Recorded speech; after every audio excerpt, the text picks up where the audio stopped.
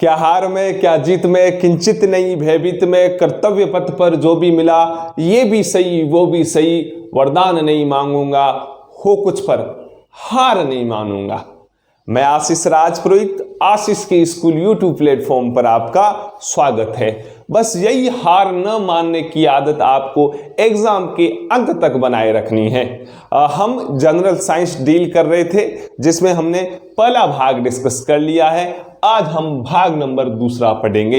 यदि मैं पिछले पहले भाग की बात करूं तो इसमें हमने रसायन विज्ञान का हमारे दैनिक जीवन में क्या उपयोग है, इससे रिलेटेड कुछ बातें सीखी, जिसमें भी हमने पहला सब टॉपिक शुरू किया जिसका नाम अम्ल, क्षार और लवण। बेसिक तौर पे हमने अम्ल, क्षार और लवण के बारे में जान लिया था कि जो अम्ल क्षार है इनके बेसिक कैरेक्टर क्या है, ये लिटमस पत्र के साथ कैसा व्यवहार करते हैं। जब अम्ल क्षार की क्रिया करवाते हैं तो लवण उत्पादित होता है और ये क्रिया क्या कहलाती है, इस क्रिया में ऊर्जा निष्कासित होती है या ऊर्जा लगती है। जब प्रबल अम्ल, प्रबल क्षार या प्रबल अम्ल, दुर्बल क्षार क्रियाएं करते हैं तो जो नया लिक्विड या नया जो द्रव बनता है वो अपने आप में अम्ल की भांति कार्य करता है या क्षार की भांति कार्य करता है या उदासीन होता है। ये मोटी मोटी सी चीजें हमने भाग नंबर प्रथम में पढ़ ली थी। आज जो भाग नंबर सेकंड है इसमें हम अम्ल, क्षार और लवण के यूजेज यानी उपयोग पढ़ेंगे। बहुत ही इंपॉर्टेंट है। एनसीईआरटी में लंबा चौड़ा इनका डिस्क्राइब रूप नहीं दिया हुआ है। हालांकि क्लास 7 की एनसीईआरटी में अम्ल, क्षार और लवण के बारे में बोला हुआ और क्लास 10 की एनसीईआरटी में, लेकिन लंबा चौड़ा नहीं है। लेकिन जो इनको डिस्क्राइब लंबा चौड़ा किया है क्लास 10 की आरबीसी बुक ने, जो राजस्थान बोर्ड वाली बुक जो पहले इस सत्र से पहले जो लगती थी, उसने पूर्ण रूप से अम्ल, क्षार और लवण के उपयोगों को डिस्क्राइब किया है और वहीं से इन चीज़ों को हम सीखेंगे। मैं अभी भी कह रहा हूं हम कम पढ़ेंगे, काम का पढ़ेंगे। आप चीज़ों को शॉर्टली लिखते हुए जाओ और ये चीज़ें बहुत काम आएगी। इससे बाहर कुछ नहीं आएगा, क्योंकि मैं तो एनसीईआरटी या राजस्थान बोर्ड वाली जो बुक है वो पूरी की पूरी फॉलो कर रहा हूँ। चलो आ जाओ। हम उपयोग में सबसे पहले अम्ल यानी एसिड जो है हम उसके उपयोग पढ़ रहे हैं। चलो पढ़ते हैं। इसमें मैंने पहला पॉइंट लिखा है H2SO4, जिसे बोलते हैं सल्फ्यूरिक अम्ल, हाँ ना। HCl हाइड्रोक्लोरिक अम्ल, HNO3 यानी नाइट्रिक अम्ल। इनको खनिज अम्ल भी कहा जाता है। इन्हें खनिज अम्ल भी कहा जाता है। अब आप सोच रहे हो कि सर खनिज अम्ल क्या होते हैं। बेसिकली खनिज अम्ल की परिभाषा बोली जाती है ऐसे अम्ल जो एक या एक से अधिक अकार्बनिक यौगिकों से मिलकर बने होते हैं। अकार्बनिक, क्या? अकार्बनिक यानी इनऑर्गेनिक कंपाउंड से जो मिलकर बने होते हैं उन्हें हम बोलते हैं खनिज अम्ल। हम बेसिकली ऑर्गेनिक केमिस्ट्री में क्या पढ़ते हैं? फॉर्मिक अम्ल या एसिटिक अम्ल, बेंजोइक अम्ल पढ़ते ही नहीं पढ़ते। वो अपने आप में कहलाते हैं कार्बनिक अम्ल या ऑर्गेनिक एसिड। लेकिन जो अम्ल एक या एक से अधिक अकार्बनिक यौगिकों से मिलकर बने होते हैं उन्हें हम खनिज अम्ल बोलते हैं, जिसमें H2SO4, HCl, HNO3 ये। क्या सर इसके अलावा और भी है? हाँ बहुत सारे हैं। HF है, HBr है, HCl4 है, H3PO4 है, H3PO3 है। ये सब क्या है? ये सब अपने आप में खनिज अम्ल है, लेकिन आरबीसी ने इन तीनों अम्लों को मेंशन किया है। आया समझ में? चलो आगे बढ़ते हैं। आगे लिखा हुआ खनिज अम्ल यानी ये वाले विभिन्न उद्योग धंधों जैसे औषधि यानी दवाइयां या ड्रग्स,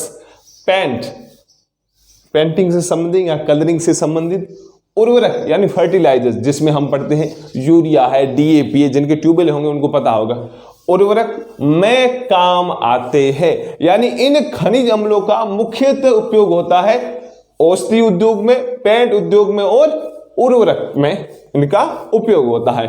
सेकेंडली है HCl, HNO3 और H2SO4 का किन किन रूपों में या किन किन भागों में यूज होता है वो भी पढ़ते हैं अपन। HCl की बात करें, बॉयलर को साफ करने में, ये राजस्थान बोर्ड वाली बुक बोलती है एज इट इज, दिमाग में घुसा देना। HCl का उपयोग होता है बॉयलर को साफ करने में, सिंक व सैनिटरी को साफ करने में। अब आप सोच रहे हो सर बॉयलर का, सीधी बात है, बॉयलर क्या होता है? एक ऐसा उपकरण जो किसी लिक्विड को गर्म करता हो, और हम किसी भी उपकरण में लगातार किसी लिक्विड, एग्जाम्पल लेते हैं वाटर को हम लगातार गर्म करते, एक ऐसी स्थिति आती है तो अंदर से कुछ लेपित नई नई चीजें होने लगती है, और उसको परमानेंट साफ करने के लिए हम किसका उपयोग करते हैं? HCl का। आगे लिखा हुआ सिंक व सैनिटरी को साफ करने में। सिंक क्या होता है? नॉर्मली सिंक का मतलब होता है गड्ढा, और सिंक क्या होता है? आपने अपने घरों में रसोई में एक कॉर्नर में बर्तन को धोने के लिए एक तपेले साइड कुछ देखा होगा, नीचे नल लगा हुआ होता था, उस नल से जो खराब पानी वो नीचे निकल जाता था, जो तपेले साइड जो बना हुआ था उसके ऊपर एक टोटी लगी होती है, उसके अंदर अपन बर्तन धोते, जो तपेले साइड जो बना होता है उसे हम क्या बोलते हैं? सिंक। और इसमें हम लगातार बर्तन धोएंगे तो गंदगी उसमें जमेगी, और उसको साफ करने के लिए हम किसका उपयोग करते हैं? HCl का। आगे HNO3, उर्वरक बनाने में यूरिया, DAP जो हम बनाते हैं उसमें HNO3 का उपयोग किया जाता है। इसके अलावा चांदी व सोने के गहनों को साफ करने में, थोड़ा बहुत ये आप ध्यान रखना, चांदी व सोने के गहनों को साफ करने में भी किसका उपयोग होता है? HNO3 का। हालांकि एक ये चीज है कि HNO3 यानी नाइट्रिक अम्ल में अधिकांश धातुएं क्या विलेयशील हो जाती, घुल जाती है, लेकिन ये वाली धातु है खास करके जो सोना है, इसके अलावा अपन PTB पढ़ते, प्लेटिनम, ये वाली धातु है, ये इनमें घुलती नहीं है। इसका मतलब इनको धोने के लिए, हम साफ करने के लिए किसका उपयोग करते हैं? HNO3 का। हालांकि इनको विस्तार पूर्वक हम P ब्लॉक में पढ़ते हैं, और शायद हद तक आपने जो साइंस वर्ग के स्टूडेंट है उन्होंने पढ़ लिया होगा। अब आगे है H2SO4, इसका यूज कहाँ होता है?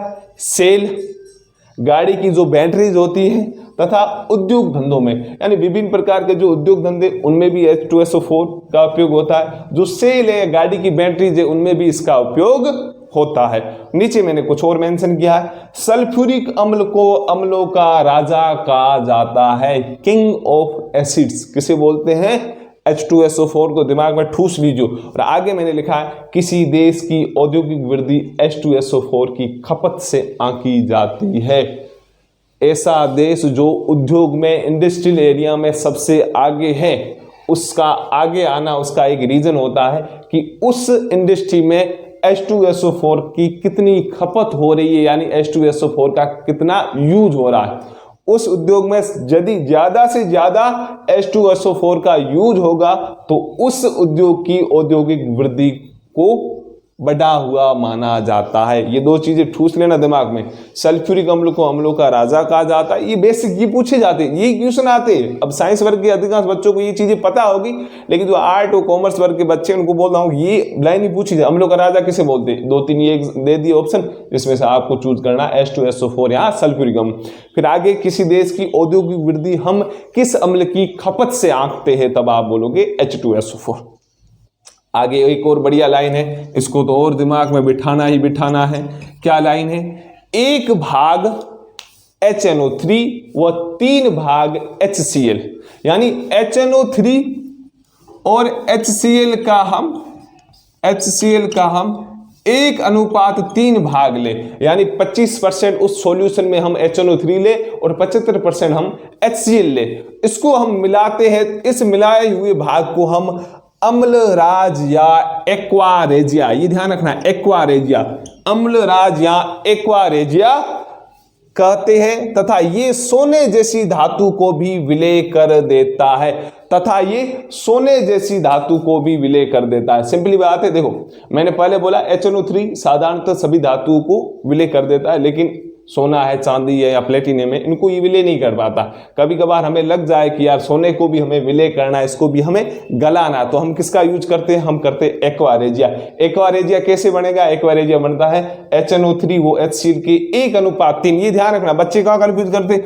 HNO3 यानी जो HNO3 उसका हम 3 भाग लेंगे और HCl का 1 लेंगे, ना ना ना, उल्टा है। HNO3 का 1 भाग है और HCl का 3 भाग है, यानी 25-75। इसको हम मिलाते, जैसे मिलाएंगे जो सॉल्यूशन बनेगा, जो लिक्विड हमारे पास होगा, उसे हम बोलते हैं अम्लराज या एक्वारेजिया। क्या बोलते हैं? अम्लराज या एक्वारेजिया। और यही सोने जैसी धातुओं को भी विलय कर देता है। ये अम्ल से रिलेटेड कुछ बेसिक चीजें थी, और 1-2 और पॉइंट है अम्ल से रिलेटेड या अम्ल के यूजेस से रिलेटेड, उनको भी अपन पढ़ लेते हैं। यहां तक आया समझ? चलो थोड़ा और आगे बढ़ते हैं। यहां पे मैंने अम्ल के अंत में लिखा है पौधों व जंतुओं में प्राकृतिक रूप से पाए जाने वाले अम्लों को कार्बनिक अम्ल या ऑर्गेनिक एसिड कहते हैं। जो इससे पहले हमने खनिज अम्ल पढ़ा था उसे हम क्या बोलते हैं, अकार्बनिक अम्ल। तो कार्बनिक अम्ल कौन से है, सिट्रिक अम्ल, टार्ट्रिक अम्ल और एसिटिक अम्ल, ऑक्जेलिक अम्ल कल हमने पढ़े थे। कल मैंने जो आपको टेबल सिखाई थी वो सबसे इंपॉर्टेंट है, अक्सर वहां से पूछा जाता है।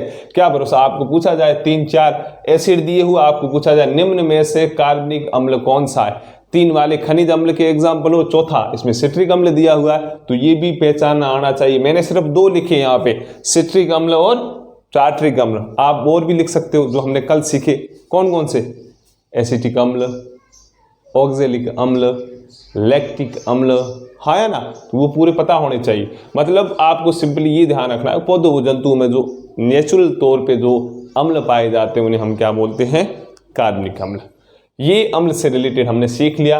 अब हम सीख रहे क्षार से रिलेटेड। मैंने क्षार से रिलेटेड कल आपको टेबल बताई थी, मैं आशा करता हूँ वो साथ साथ आप याद करते हुए चल रहे हो। आप ऐसा मतलब as it is time pass के लिए चीज़ें कर रहे हो तो कोई मतलब नहीं, और ये सोच रहे हो कि चलो हम कल याद करेंगे परसों करेंगे, तो भाई जी जो लेब असिस्टेंट की तैयारी कर रहे हैं मैं उनके लिए बोल रहा हूँ कि अब वो समय नहीं है कि आप चीज़ों को दूसरे दिन तक टालो, कोशिश किया करो उसी दिन याद करने की। चलो क्षार की बात करूं, पहला है NaOH जिसे हम क्या बोलते हैं, सोडियम हाइड्रोक्साइड। इसका यूज कहाँ होता है, साबुन अपमार्जक में, कागज उद्योग में और वस्त्र उद्योग में इसका यूज होता है। सेकेंडली CaOH का होल ट्वाइस जिसे हम बोलते हैं कैल्शियम हाइड्रोक्साइड, इसका यूज होता है मिट्टी की अम्लता दूर करने में। कुछ खेतों में ऐसी मिट्टी होती है जिसमें अम्ल की मात्रा ज़्यादा होती है, यानी उस मिट्टी की pH कम होती है, या उस pH को इक्वल खेती के बराबर करने के लिए हम उस मृदा के अंदर कैल्शियम हाइड्रोक्साइड को मिलाते हैं। सेकेंडली क्या है, सफ़ेदी या चूना होता है, मकान बनाने के लिए सीमेंट के साथ साथ या कुछ ऐसे मकान होते हैं जिनमें सीमेंट की जगह चूना मिक्सअप किया जाता है, उस सफ़ेदी या चूना या कुछ कीटनाशक होते हैं उसका घटक क्या होता है, कैल्शियम हाइड्रोक्साइड। और अंत में मैंने लिखा है MgOH का होल ट्वाइस यानी मैग्नीशियम हाइड्रोक्साइड, इसको मिल्क ऑफ मैग्नीशिया भी कहा जाता है, दिमाग में ठूस लेना। और अंत में जो ये लाइन लिखी ये बहुत इंपॉर्टेंट है, ये बहुत इंपॉर्टेंट है। मैग्नीशियम हाइड्रोक्साइड एक एंटा एसिड है। एंटा एसिड मतलब अम्ल के विपरीत, हालांकि सीधी बात है क्षार है तो अम्ल के विपरीत होगा। ये एक एंटा एसिड है जो पेट की अम्लता, यदि पेट की अम्लता बढ़ी हुई है, यानी सीधी बात है हमारे उदर या पेट में कौन सा अम्ल होता है, HCl हाइड्रोक्लोरिक अम्ल, हाँ या ना, वो होता है। यदि उसकी मात्रा एकदम बढ़ जाए तो इसका मतलब पेट में कब्ज की स्थिति या पेट की अम्लता अपने आप में बढ़ जाएगी। उस अम्लता को कम करने के लिए हम बाहर से इसका घोल या जो भी हम ट्रीटमेंट लेते हैं उसका घटक क्या होता है, MgOH का होल ट्वाइस या मैग्नीशियम हाइड्रोक्साइड। यह एक एंटा एसिड है। पेट की अम्लता और पेट की कब्ज दूर करने के लिए, पेट की कब्ज दूर करने के लिए इसका उपयोग किया जाता है। ये आप ध्यान रखोगे, ये इंपॉर्टेंट है, फिर सब ध्यान रखना। यहां तक आया समझ में। अब हम कुछ लवणों यानी सोल्ट के उपयोग सीख रहे हैं। तो लवण के उपयोग पढ़ते हैं। इसमें से पहला लिखा हुआ है CaCO3 यानी कैल्शियम कार्बोनेट, जो अपने आप में एक लवण है। सिंपली कुछ ऐसे बच्चे होते हैं कंफ्यूजन में होंगे, वो कैसे, देखो कैल्शियम कार्बोनेट की बात करूं तो ये CaOH का होल ट्वाइस प्लस H2CO3, यानी इस क्षार और इस अम्ल की क्रिया से CaCO3 बना है।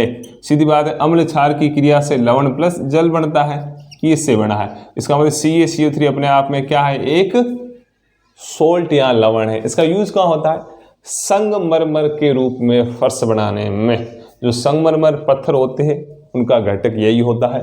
सेकेंडली है धातु क्रम में लोहे के निष्कर्षण में। हम मेटलर्जी पढ़ते हैं, मेटलर्जी सीधी बात, अपन जो लोहा यूज करते हैं वो डायरेक्ट लोहा नहीं होता, उसका भी निष्कर्षण करना पड़ता है।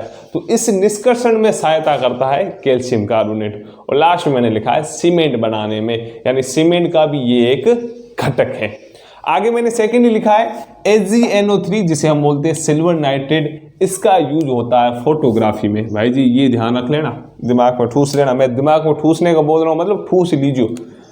AgNO3 का यूज होता है फोटोग्राफी में। ये पूछा जाता है फोटोग्राफी में निम्न में से किस लवण का यूज होता है, तब आप बोलोगे AgNO3 या सिल्वर नाइट्रेट। इसके अलावा AgNO3 का यूज होता है अमोनियम नाइट्रेट जैसे उर्वरक यानी फर्टिलाइजर बनाने में, और इसके अलावा जो विस्फोटक पदार्थ होते हैं उसको बनाने में भी इसका यूज होता है। लास्ट में मैंने एक और लवण लिखा है जो है फिटकरी। सीधी बात है, फिटकरी का यूज होता है जल के शोधन में या पानी को साफ करने में।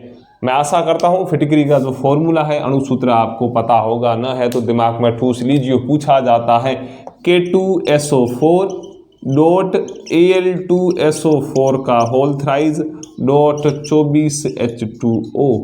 ये दिमाग में ठूस लो, ये किसका अणुसूत्र या फॉर्मूला है, ये है फिटकरी का। क्या है? K2SO4 डॉट Al2SO4 का होल थ्राइज डॉट 24H2O। यहाँ तक आया समझ में? कुछ और लवण है जैसे धावन सोडा, बेकिंग सोडा, NaCl यानी नमक, मैं उसके बारे में विस्तार पूर्वक बताऊंगा।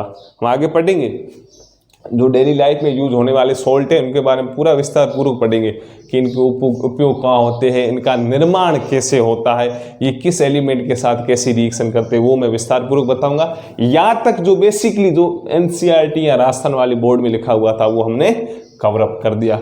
आया समझ में? चलो वेरी गुड। थोड़ा और आगे बढ़ते हैं। हमने अभी तक अम्ल, क्षार और लवण से संबंधित कुछ बेसिक चीजें और अंत में हमने इनके उपयोगों को सीखा। अब हम इनसे रिलेटेड नंबर ऑफ क्वेश्चन करेंगे। अब मैं पहले भी बोल चुका हूं और अब भी बोलता हूं कि आपको सिलेक्शन में सबसे महत्वपूर्ण भागीदारी दर्शाने वाली चीज है वो है आपका नंबर ऑफ क्वेश्चन की प्रैक्टिस करना। अभी भी कह रहा हूं जो स्टूडेंट सिर्फ और सिर्फ थ्योरी पढ़ रहे हैं तो उनका कुछ नहीं होना है। वास्तविक कह रहा हूं कुछ नहीं होना है जब तक कि आप नंबर ऑफ क्वेश्चन नहीं कर रहे हो। खास करके जो विज्ञान वर्ग के स्टूडेंट हैं, जो लैब असिस्टेंट की प्रिपरेशन कर रहे हैं, उनको फिजिक्स और केमिस्ट्री में बाकायदा ज़्यादा से ज़्यादा नंबर ऑफ क्वेश्चन करने चाहिए। जो बाकी सब्जेक्ट है, जो थ्योरेटिकल सब्जेक्ट है, उससे भी रिलेटेड आपको नंबर ऑफ क्वेश्चन करने चाहिए, क्योंकि नंबर ऑफ क्वेश्चन आपकी उस सब्जेक्ट के प्रति क्लियरिटी को बढ़ाता है।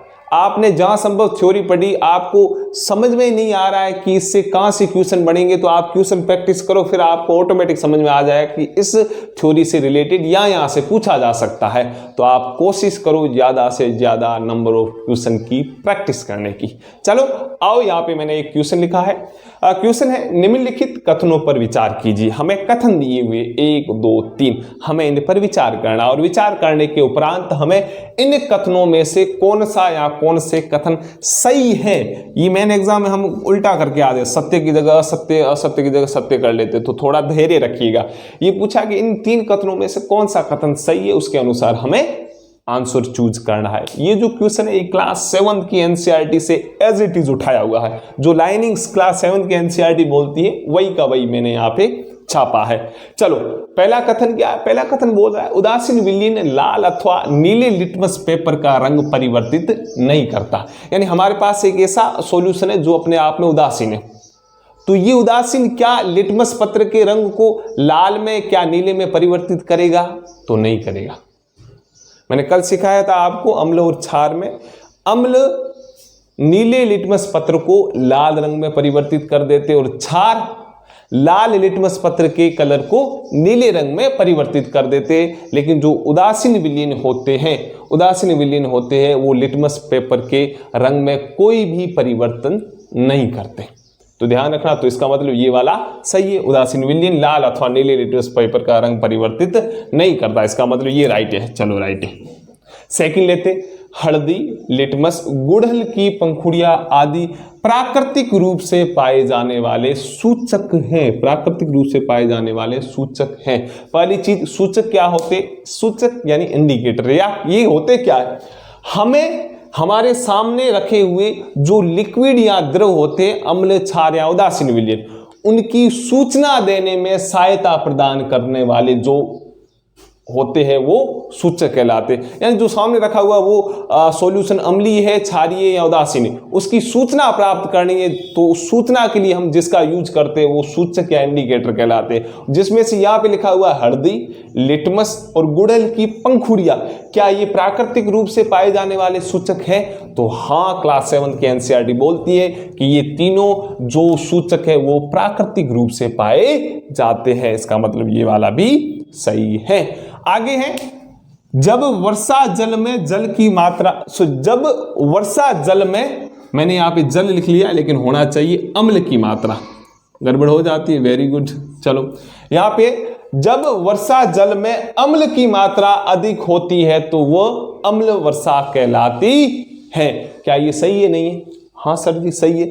जब वर्षा जल में अम्ल की मात्रा होती है, जब अम्ल की मात्रा अधिक होती, जब वर्षा जल के अंदर एसिड ज्यादा मात्रा में, तो वो वर्षा जल अपने आप में अम्ल वर्षा कहलाती है।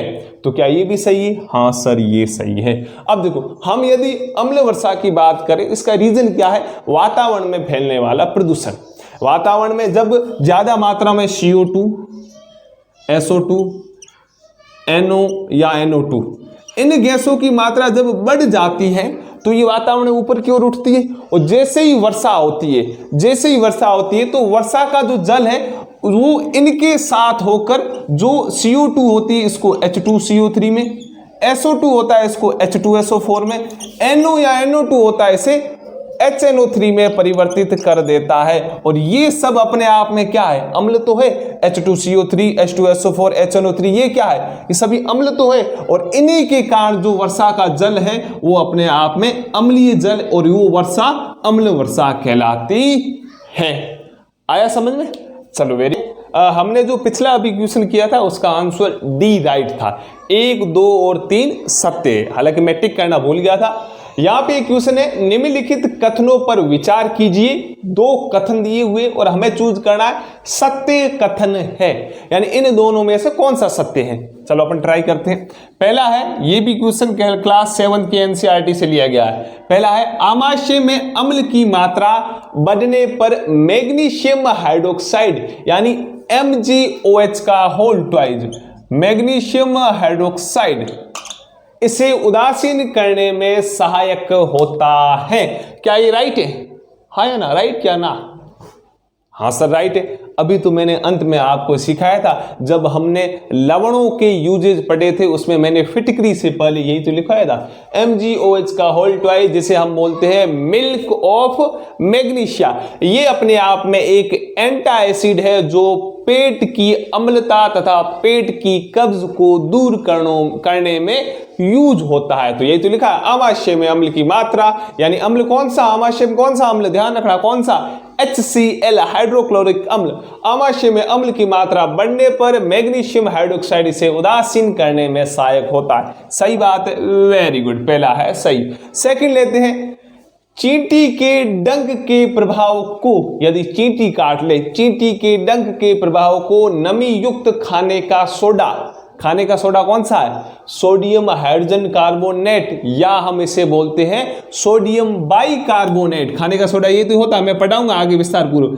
NaHCO3 जिसे बोलते हैं खाने का सोडा, जिसका नाम या तो बोलो सोडियम हाइड्रोजन कार्बोनेट या सोडियम बाइकार्बोनेट, अथवा केलामाइन विलयन की सहायता से इसे उदासीन किया जाता है। हालांकि ऐसा मैंने अभी तक आपको सिखाया नहीं है, लेकिन एनसीईआरटी क्लास 7 बोलती है कि चींटी के डंक के प्रभाव को कम करने के लिए आप सोडियम हाइड्रोजन कार्बोनेट या केलामाइन विलयन का उपयोग कर सकते हो। इसका मतलब ये भी राइट है। हालांकि सही ढंग से गए तो चींटी काटती है तो अपन कुछ नहीं करते, मधुमक्खी काट ले तब हम इन लिक्विड का या इनका लिक्विड फॉर्म में या इनका हम यूज करते हैं, है ना।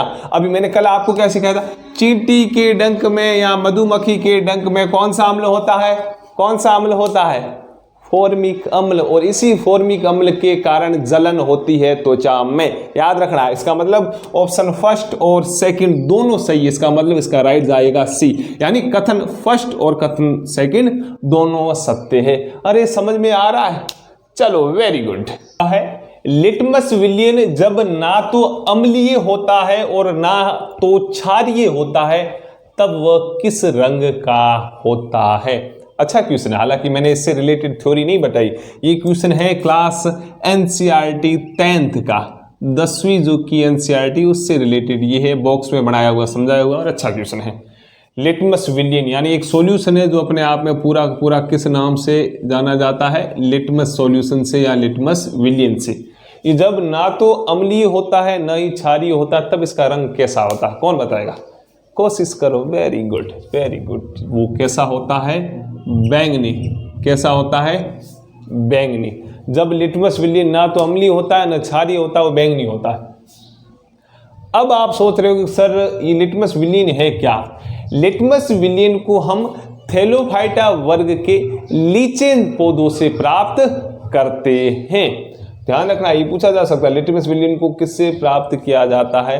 थैलोफाइटा वर्ग यानी प्लांट से इसको प्राप्त किया जाता है। तो रंग का आपको ध्यान रखना है, कैसा रंग? बैंगनी। चलो आगे क्वेश्चन है, सिंपली क्वेश्चन है, दो लल्लू पंजू है। निम्नलिखित में से कौन सा तत्व सभी अम्लों में निश्चित रूप से उपस्थित होता है? कौन सा? हाइड्रोजन, क्लोरीन, सल्फर या सोडियम? क्या आंसर जाएगा? आप में से अधिकांश का राइट है सर, हाइड्रोजन जाएगा।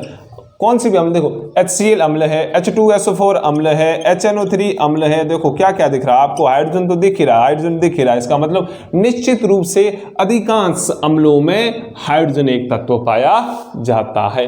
ये एनसीईआरटी की है ही लाइनें, तो आपको पकड़नी है। जिसकी साइंस अच्छी है तो उनको तो आ रहे होंगे, बाकी वर्ग वालों को ये ध्यान रखना है। अगला क्वेश्चन है, हमारे उदर यानी पेट में भोजन की पाचन क्रिया किस माध्यम में होती है? अच्छा क्वेश्चन, सिंपल क्वेश्चन, अच्छा क्वेश्चन। किस माध्यम में होती है? वेरी गुड, वो होती है अम्लीय माध्यम। सही बात है, हमारे उदर में जो भोजन को पचाने के लिए वो अम्ल होता है वो HCl होता है, हाँ या ना? HCl अपने आप में एक अम्ल है, तो इसका मतलब वो एक अपने आप में जो माहौल पैदा करेगा वो कैसा करेगा? अम्लीय तो करेगा, हाँ या ना? अम्लीय मतलब जो pH होगी वो 1 और 7 के मध्य, ये तो होगी। हालांकि पीएच से रिलेटेड मैं आगे बताऊंगा। तो इन तीनों के आंसर है ए। समझ में आया? चलो वेरी गुड। एक और क्वेश्चन लिखा हुआ है, अम्ल तथा क्षार के संदर्भ में निम्नलिखित कथनों पर विचार कीजिए। हमें विचार करना है। और अंत में लिखा हुआ, उपयुक्त कथनों में से कौन सा या कौन से सत्य है? 3 कथन दिए हुए, इसमें से राइट वाले कथन कौन से वो आपको चूज करने हैं। पहला कथन क्या है? पहला कथन पढ़ते हैं, अम्ल का स्वाद कड़वा जबकि क्षार को यानी बेस का स्वाद खट्टा होता है। क्या ये सही है? हाँ या ना? नहीं सर, ये तो गलत है। वेरी गुड, आप होशियार हो गए। ये गलत है। गलत कैसे है सर? इसकी जगह ये होता कि अम्ल का स्वाद खट्टा जबकि क्षारकों का स्वाद कड़वा होता, तो सही हो जाता। लेकिन यहाँ पे उल्टा लिखा हुआ है, तो ये वाला हो गया बाहर। सेकंड देखते हैं, अम्ल नीले लिटमस को लाल तथा क्षारक लाल लिटमस को नीला कर देते हैं। क्या ये सही है? हाँ सर, ये सही है। ये तो सिखाया कॉन्सेप्ट मैंने, कल तो सिखाया था, हाँ या ना? इसका मतलब दूसरा सही है। तीसरा देखते हैं, अम्ल और क्षारक दोनों विद्युत के सुचालक होते हैं। क्या ये सही है या ना? आंसर दो, क्या ये सही है या ना? अम्ल और क्षारक दोनों विद्युत के सुचालक होते हैं। राइट या रॉन्ग? आंसर दो भाई, पहले आंसर दो। क्या जाएगा? हाँ या ना? सही है या नहीं है? गलत है या सही है? क्या जाएगा आंसर? दोनों का तो आपको पता है, ये भी मैंने कल समझाया था, लेकिन मैं देख रहा हूं आपको आ रहा है नहीं। अम्ल और क्षारक दोनों के अम्ल और क्षारक दोनों विद्युत के सुचालक होते हाँ या ना? अरे ये भी गलत है, ये गलत है। अब आप सोच रहे हो सर कैसे गलत है? यहां पे ऐसा लिखा हुआ होता, मैंने कल आपको इंपोर्टेंट करके बोला था, साधारणतः अम्ल और क्षारक दोनों विद्युत के कुचालक होते हैं, लेकिन इनका जलीय विलयन यानी इनको हम जल में डालेंगे तब ये विद्युत के सुचालक होंगे। लेकिन यहाँ पे डायरेक्ट लिखा हुआ अम्ल और क्षारक दोनों विद्युत के सुचालक, नथिंग। अम्ल और क्षारक के जलीय विलयन विद्युत के सुचालक होते हैं, लेकिन ये बिना जल की अवस्था में या बिना विलयित हुए ये विद्युत के सुचालक नहीं होते। इसका मतलब ये रॉन्ग और आंसर लिखा जाएगा सेकंड, यानी केवल 2 सत्य है। और ये बच्चे गलत करके आते, यदि जलीय विलयन या एक्वस फॉर्म दी हुई है तो ये राइट होता, वरना ये रॉन्ग है। आया समझ में? चलो वेरी गुड। बाकी वाली क्लास हम कल लेके आएंगे। मैं आशा करता हूं कि चीज़ें आपको समझ में आ रही है। कल वाली क्लास बहुत ही इंपॉर्टेंट होगी, क्योंकि मैं कुछ जो लवण है उनके बारे में विस्तार पूर्वक आपको सिखाऊंगा और हम कल के दिन पीएच को शुरू करेंगे और पीएच से रिलेटेड पूछा भी जाता है। चलो बढ़िया पढ़ाई करो, अपने स्वास्थ्य का ध्यान रखो, हमेशा पॉजिटिव